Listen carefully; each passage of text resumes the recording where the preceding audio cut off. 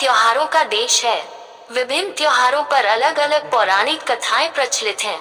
इसी प्रकार धनतेरस पर भी यमराज की एक कथा बहुत प्रचलित है। कथा कुछ इस प्रकार है। पुराने जमाने में एक राजा हुए थे, राजा हेम। उनके यहाँ एक पुत्र हुआ तो उसकी जन्म कुंडली बनाई गई। ज्योतिषियों ने कहा कि राजकुमार अपनी शादी के चौथे दिन सांप के काटने से मर जाएगा। इस पर राजा चिंतित रहने लगे। जब राजकुमार की उम्र 16 साल की हुई तो उसकी शादी एक सुंदर, सुशील और समझदार राजकुमारी से कर दी गई।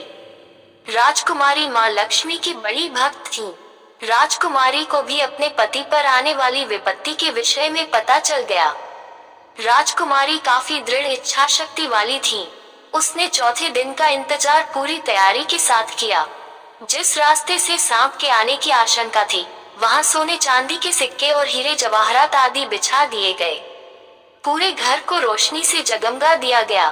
कोई भी कोना खाली नहीं छोड़ा गया, यानी सांप के आने के लिए कमरे में कोई रास्ता अंधेरा नहीं छोड़ा गया। इतना ही नहीं, राजकुमारी ने अपने पति को जगाए रखने के लिए उसे पहले कहानी सुनाई और फिर गीत गाने लगी। इसी दौरान जब मृत्यु के देवता यमराज ने सांप का रूप धारण करके कमरे में प्रवेश करने की कोशिश की तो रोशनी की वजह से उनकी आंखें चुंधिया गईं। इस कारण सांप दूसरा रास्ता खोजने लगा और रेंगते हुए उस जगह पहुंच गया जहां सोने तथा चांदी के सिक्के रखे हुए थे। डसने का मौका न मिलता देख विष्णु भी वही कुंडली लगाकर बैठ गया और राजकुमारी के गाने सुनने लगा।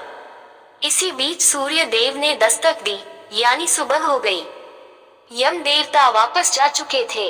इस तरह राजकुमारी ने अपनी पति को मौत के पंजे में पहुंचने से पहले ही छुड़ा लिया। ये घटना जिस दिन घटी थी वह धनतेरस का दिन था, इसलिए इस दिन को यमदीपदान भी कहते हैं। भक्तजन इसी कारण धनतेरस की पूरी रात रोशनी करते हैं। कृपया चैनल को सब्सक्राइब जरूर करें।